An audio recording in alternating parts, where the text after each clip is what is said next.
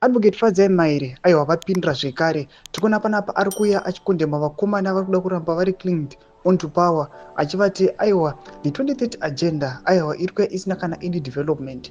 Anoposta mapictures amuri kuona aiwa ekano kastructures kamuri kuona on the video ke war veteran achiti muri kuona this was a successful war fighter but anenge achigara mukamba kakadai so, kari kuya achikondema achiti hakuna zvakadai so, then chifungai kuti 2030 tinenge tasvika kupi. Sana pina masvika mudanyirwa panapa Advocate Fadzai Maire, not for subscribe or like or turn the bell kuti mune paine pake mudanyira chiti clinging onto power is a full on disease. Look at the houses they are now building for war veterans to shut them up and silence opposition to the nonsensical 2030 agenda.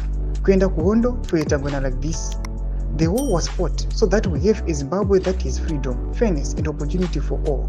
A Zimbabwe where the economy works for many and not the few. Nobody should be begging for handouts or being insulted with makeshifts.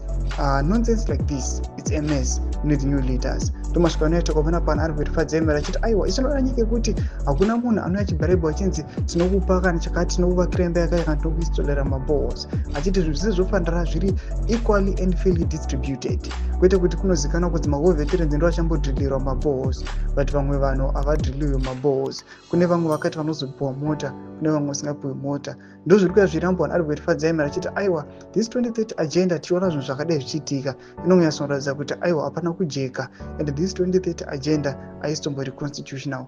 Mashoko ari kuya panapa atiri kuona kuti Advocate Fadzai Maire vari kuya vachijoinawo muthe fight iri kujoiniwa pamwe chete mawar veterans iye as the opposition member, vachiuya panapa vachikondema the 2030 agenda vachiti aiwa this agenda inofanira kubvisiwa.